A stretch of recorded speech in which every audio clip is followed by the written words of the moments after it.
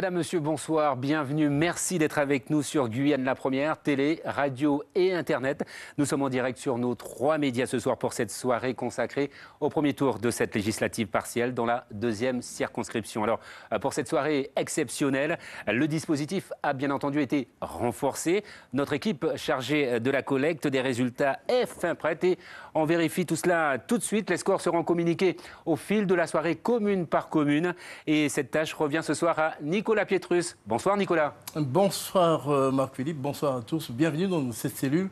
Je vous rappelle que depuis cet après-midi, une dizaine de personnes travaillent pour permettre aux téléspectateurs, aux auditeurs et aux internautes de suivre quasiment minute par minute ces élections, cette élection partielle. Donc, et nous avons déjà des résultats, Marc-Philippe, notamment dans la commune de Saint-Élie, donc, où je rappelle 44 inscrits, votants 36, participation 81%, donc l'abstention 18,18%, est arrivé en tête Lénaïque Adam 94,4%, devant Jean-Philippe Delors 2,8%.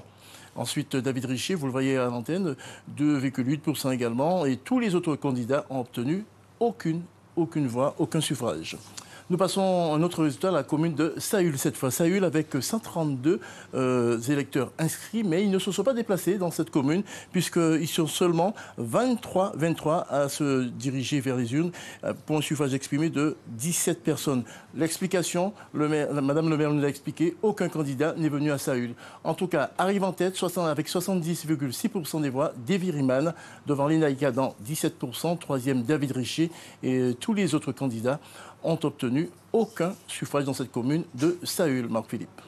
Et Nicolas Pietrus, autre point clé de ce dispositif, nos reporters répartis sur cette 2e circonscription pour vous faire vivre les ambiances dans les QG, mais aussi dans les mairies, où le dépouillement a commencé depuis maintenant 1 heure pour la plupart. Alors je vous propose tout de suite de prendre la température avec ce premier tour de chauffe, en vous rappelant quand même qu'il risque d'y avoir sans doute des petits couacs avec la défaillance d'un opérateur qui a subi une avarie aujourd'hui. Nous retrouvons à Saint-Laurent-du-Maroni, au bureau centralisateur à la mairie, Océlia Cartès. Bonsoir Océlia, ambiance dépouillement, on le voit derrière vous, ça a bien commencé.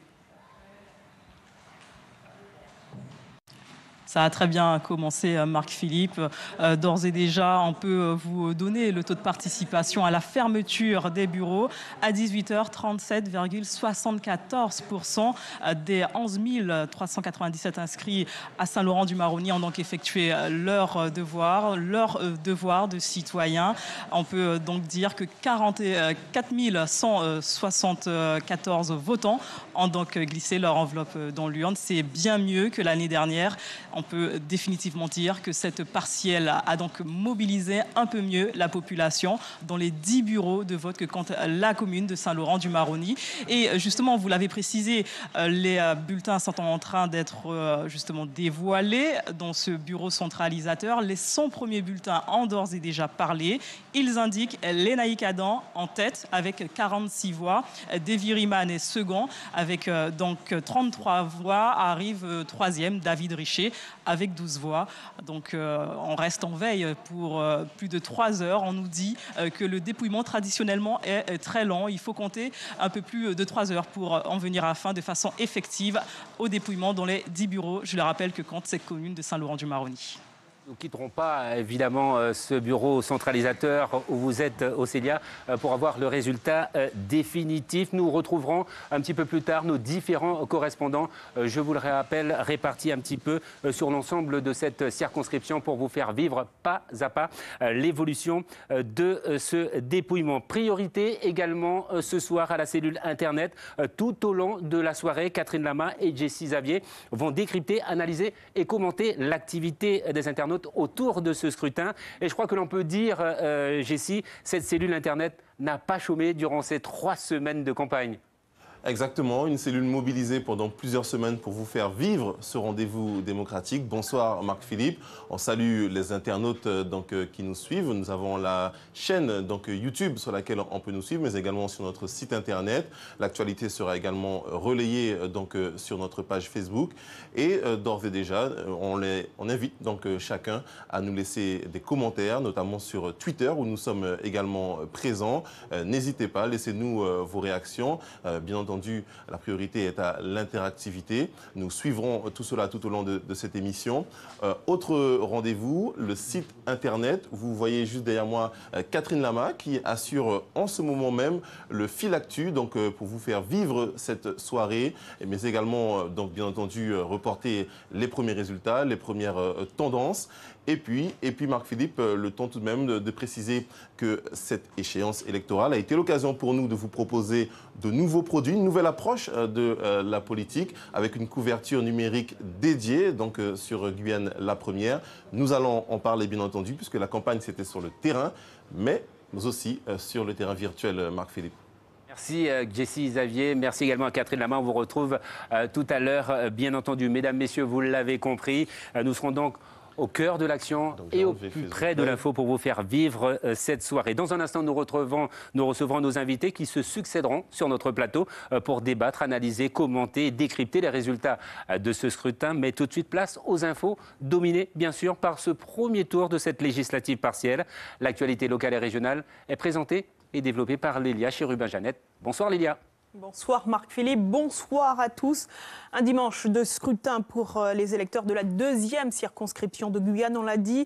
Ils sont 40 700 inscrits répartis dans 14 communes. À 17h, le taux de participation était de 29,34%. Mais sans plus tarder, prenons la direction de Kourou à présent. C'est la deuxième plus grosse ville de cette deuxième circonscription en termes d'électeurs. En un an, le nombre d'inscrits a augmenté à Kourou pour franchir la barre des 10 000. Jean-Gilles Assard, vous êtes sur place en mairie. Le dépouillement a commencé. Peut-on déjà donner une tendance, Jean-Gilles ? Alors écoutez, Lélia, ici, le dépouillement vient de s'achever. Nous sommes à la mairie, nous sommes dans le bureau numéro 1, c'est dans la salle de délibération. Et pour le moment, eh bien, on vient de terminer les 305 premières enveloppes de ce dépouillement ici sur le bureau numéro 1. Et c'est un véritable raz-de-marée plutôt pour Davy Riemann qui arrive largement en tête dans ce bureau numéro 1 ici à Kourou avec 242 voix. Dans 71 voix, on a David Richet derrière avec 35 voix, vous voyez, et juste après on retrouve Makébé avec 33 voix. J'essaie de me retrouver dans mes notes, juste pour vous dire vraiment que pour le moment, eh bien, Davy Riemann est largement en tête. On a eu une participation moyenne entre ce qu'il y avait lors du premier tour l'an dernier et ce deuxième tour. Nous étions aujourd'hui à 31,65%. On a voté donc un peu mieux que lors du premier tour de l'année dernière. On va voir ce que ça va avoir comme conséquence, mais je vous confirme que pour l'instant, très largement en tête, c'est Davy Riemann avec près de 70% des enveloppes dépouillées ici à Kourou sur le bureau numéro 1 à la mairie. Merci Jean-Gilles Assard pour cette première tendance qui place Davy Riemann en tête dans le bureau numéro 1 à Kourou. Et un peu plus loin, une autre commune réputée pour sa quiétude et son fleuve, Montsinéry, dans le bourg. Il est de coutume de se rendre à la messe avant de glisser son bulletin de vote dans l'urne. Cette année encore, la tradition a été respectée. Voyez plutôt le reportage de Thierry Merlin et Abel Parnasse. Une messe dominicale comme il s'en déroule chaque dimanche dans l'église Saint-Jean-Baptiste de Montsinéry. Mais ce matin, c'était aussi jour d'élection pour les paroissiens et leur jeune chorale.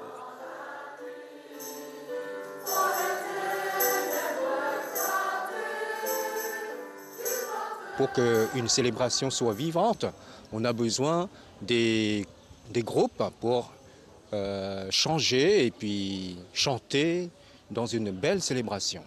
C'est une tradition, les gens vont à la messe et après vont voter.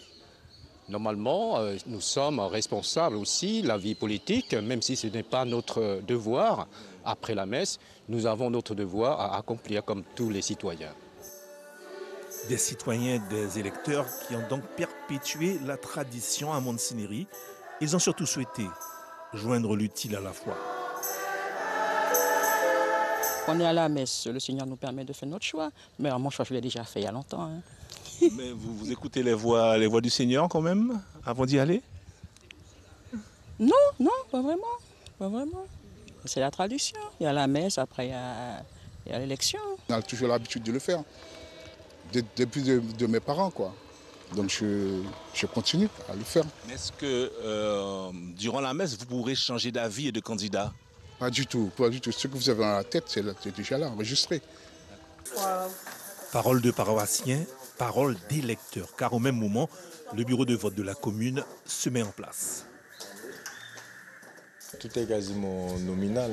Donc, la mairie est arrivée, la police municipale, le service de la mairie est opérationnel. Bon, en fait, nous sommes en place. Pour un scrutin qui s'est déroulé le plus normalement du monde pour ces électeurs de la paroisse de Montsinéry, mais aussi de Tonnet-Grande. Et dans la commune voisine, à Makouria, on a bien voté également. On fera le point dans quelques instants avec notre journaliste Viviane Dofouedos. Mais juste avant, les habitants de Makouria nous font part de leurs attentes entre désillusion et sursaut d'espoir. Le reportage de Renaud Terrazzoni et Sébastien Laporte.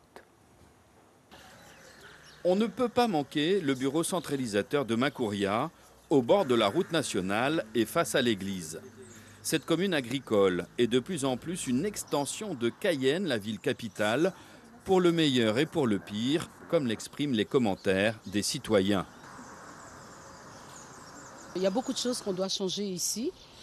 La délinquance, la sécurité, l'insécurité, et puis beaucoup de choses, plein de choses, parce que ça ne va pas du tout la Guyane. Une violence peut être soutenue par un mal-être social. Il y a trop de violence en Guyane et il y a trop de jeunes dans la rue qui n'ont pas de travail alors qu'ils ont leur diplôme. Donc tout ça, ça doit changer. Donc l'avenir des jeunes, c'est ça notre préoccupation. Pour améliorer la Guyane, il faut qu'il y ait accès au travail, tout ça, créer l'emploi pour jeunes guyanais, et puis l'autre étranger aussi. C'est pour ça, pour développer la Guyane. C'est ça que je veux.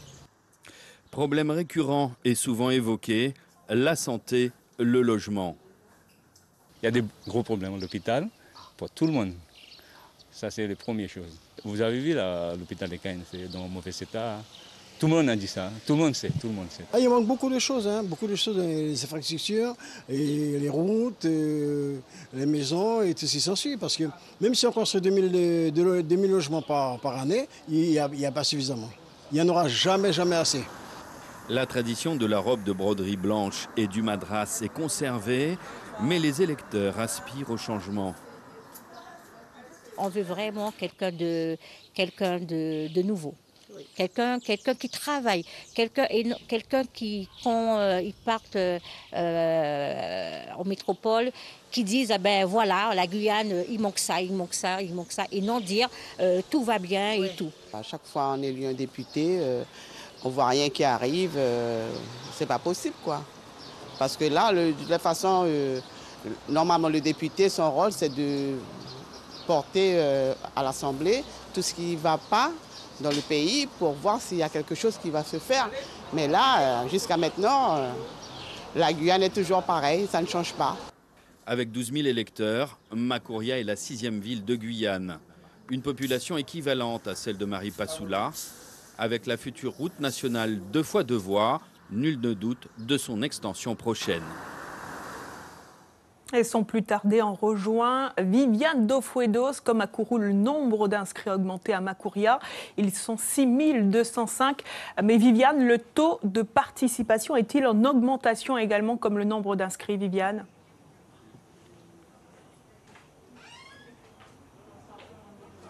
Oui, il est en augmentation, Lélia. Il est de 27,56%. Alors, pour le moment, Davy Riemann arrive largement en tête, ici, dans le bureau centralisateur de Makouria, avec 120 suffrages. Il est suivi de Lénaïque Adam, qui en obtient 40, et de David Richer, qui en obtient, lui, 19. Mais attention, il ne s'agit que des résultats du bureau centralisateur. Nous sommes encore dans l'attente des chiffres des 6 autres bureaux. Et donc, je vous le disais, dans l'ensemble donc des bureaux, le taux de participation a atteint 27,56%, soit 1710 votants se sont déplacés jusqu'à l'isoloir sur les 6205 inscrits, soit donc 27,56%. Lélia. Merci Viviane pour toutes ces précisions. Et on le rappelle, Davy Riemann en tête au bureau centralisateur à Macouria. Cap maintenant dans l'ouest, tous les regards sont braqués sur cette ville, Saint-Laurent-du-Maroni, plus de 10 600 électeurs. Autant dire que les enjeux sont énormes, chaque bulletin compte. L'année dernière, l'urne du bureau centralisateur avait défrayé la chronique. Océlia Cartès et Éric Léon. Elle était au centre de tous les fantasmes. L'urne du bureau centralisateur est pour ces nouvelles opérations électorales pleinement opérationnelles.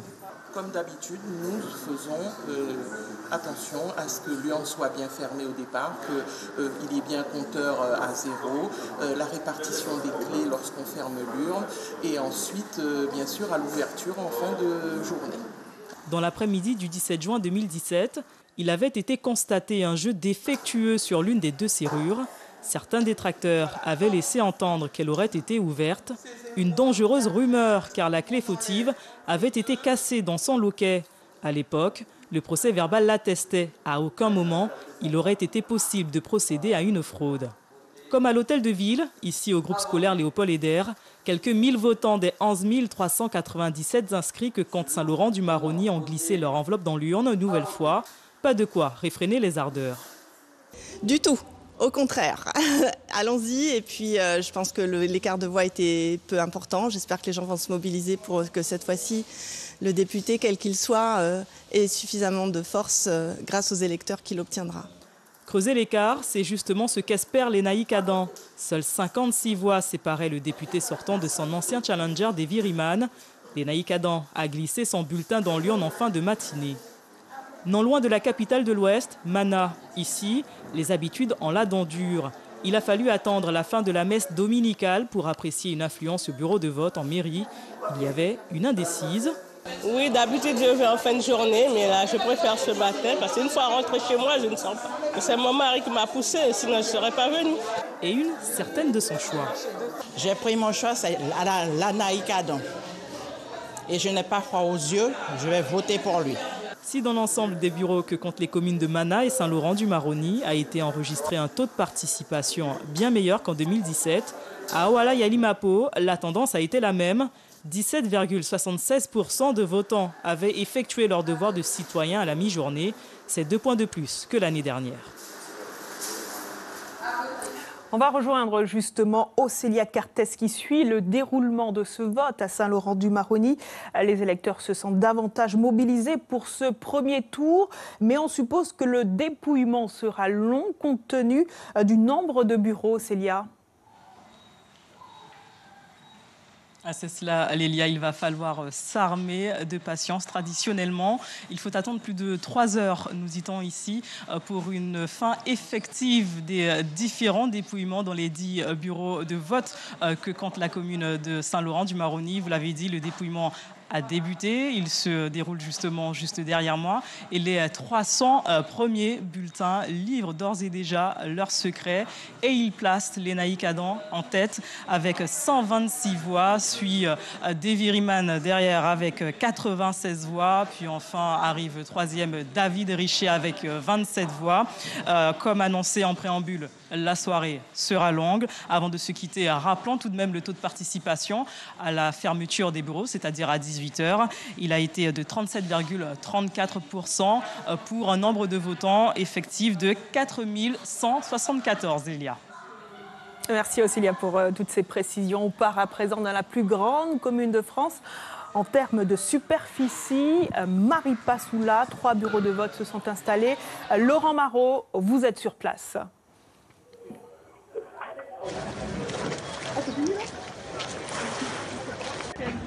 Alors on a 37% de participation ici à Maripasoula, c'est 13 points de mieux qu'en juin dernier lors du premier tour. La participation était alors de 24%. On a aussi un peu mieux voté à Papaïcheton. 34,5% des électeurs inscrits se sont exprimés, 14 points de mieux qu'en juin dernier. Il y a donc globalement une progression de vote sur le Haut-Maroni, même si les abstentionnistes restent majoritaires. C'est peut-être en partie aussi dû à l'effet de deux nouveaux candidats qui sont originaires des deux communes concernées, Jean-Philippe Delors, enfant de Maripasoula, et José Makebe, qui est lui natif de Papaïcheton. Le dépouillement a commencé dans les différents bureaux de vote, vous voyez ici à la mairie de Maripasoula, un dépouillement qui se déroule sur fond de brega brésilienne, puisqu'on fait la fête ici en face du bourg de Maripasoula, dans les commerces brésiliens. Merci Laurent Marot. On termine notre tournée des résultats avec le territoire des Savanes Sinamari qui compte 1952 inscrits. Les deux bureaux de vote se font face. Alex Marigard, vous êtes en direct par téléphone. Comment les Sinamariens ont-ils voté pour ce premier tour, Alex ? Alors, on peut dire que les Sinamariens ont voté en progression par rapport à 2017. Donc ici, le taux de participation a été retenu est de, alors que je me retrouve, voilà, 33,45%.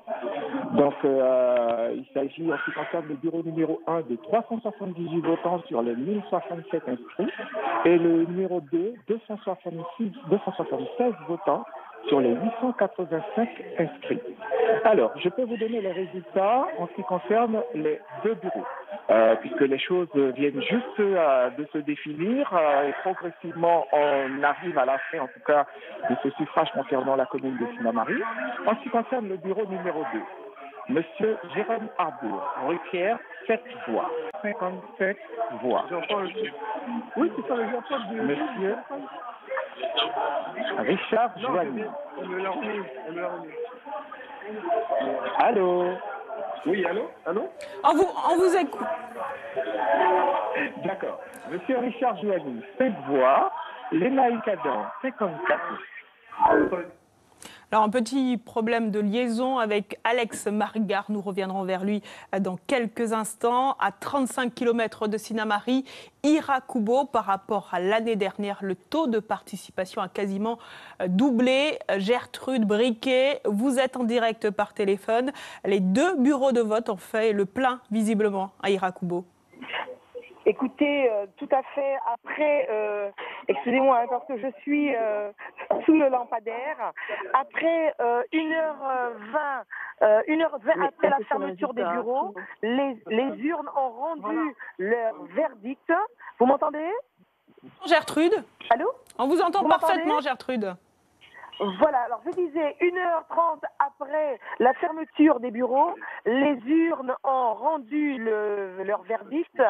Alors, pour les deux bureaux de vote, donc pour la commune d'Irakubo, bureau centralisateur, le nombre d'inscrits, 1037 inscrits, le nombre de votants, 436, bulletins blancs et nuls, 19, suffrages exprimés, 417.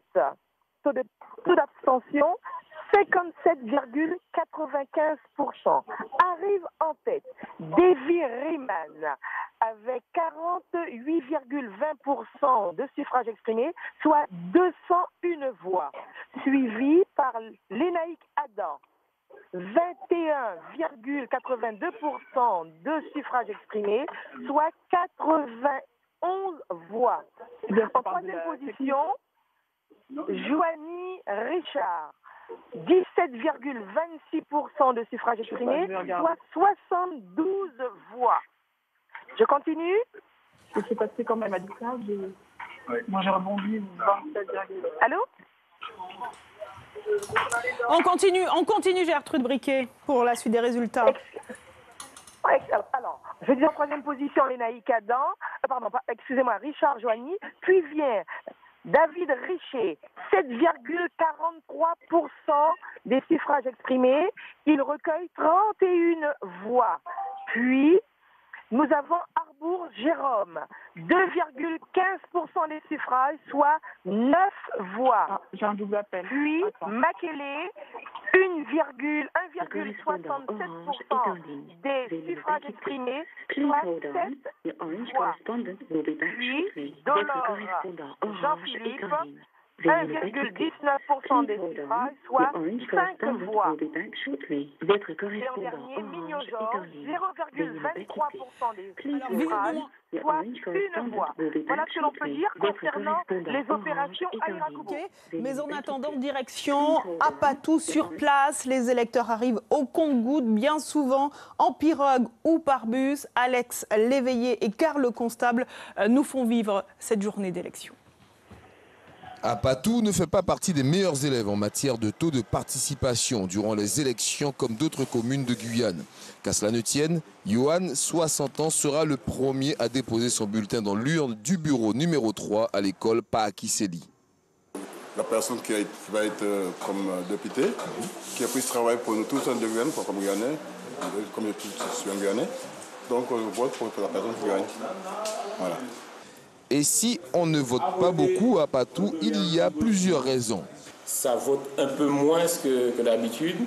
Je pense que c'est dû au ras-le-bol des électeurs aussi, parce que comme les élections étaient déjà passées, donc voilà, je pense que c'est par rapport à ça.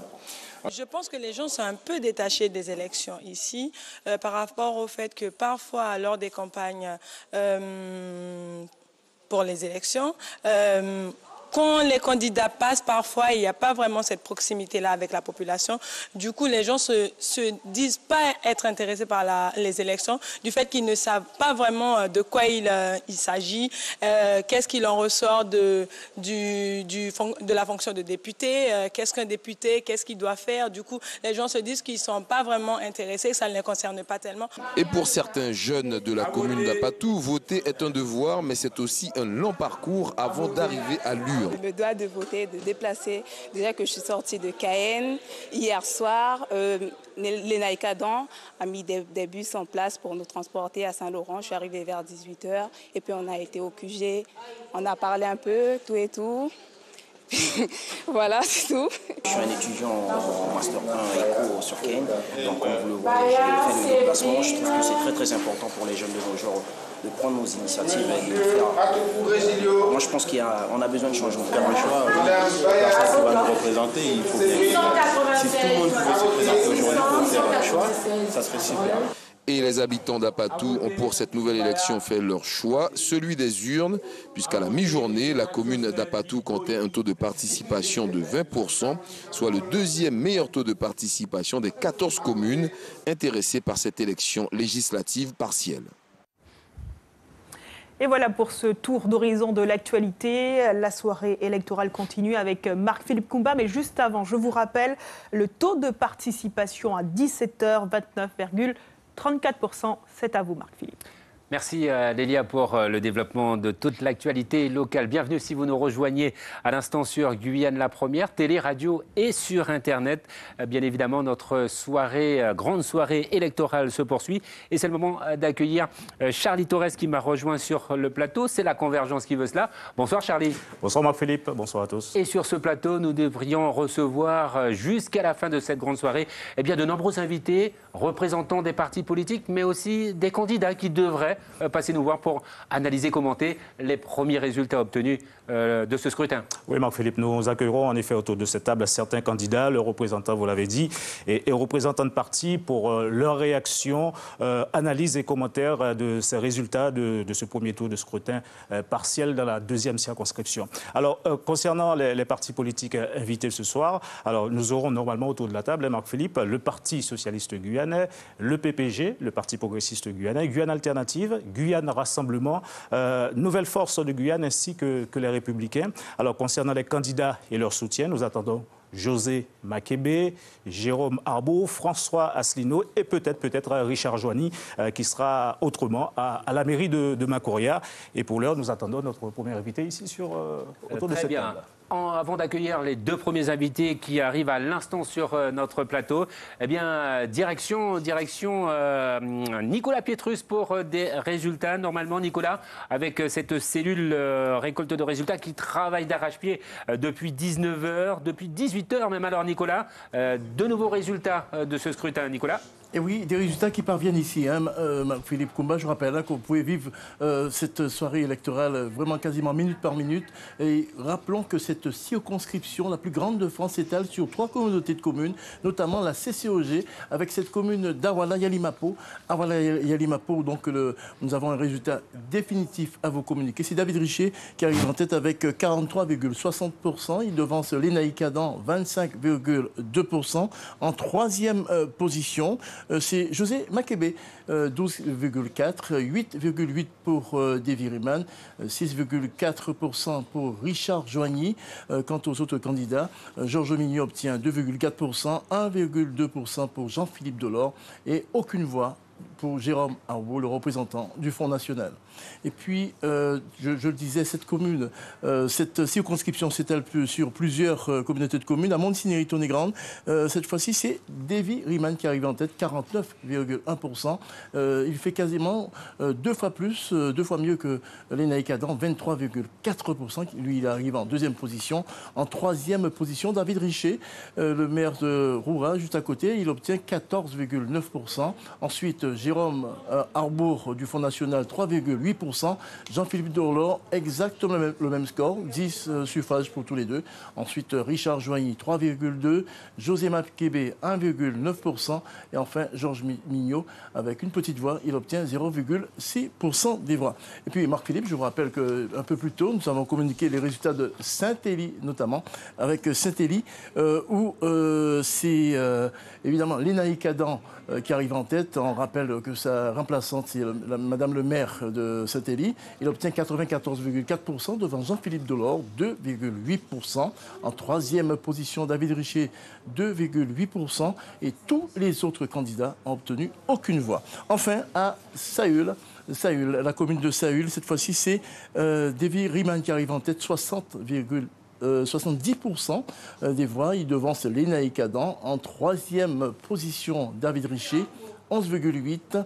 Et tous les autres candidats ont obtenu aucun suffrage dans cette commune de Saül, dans cette 2e circonscription. Merci Nicolas.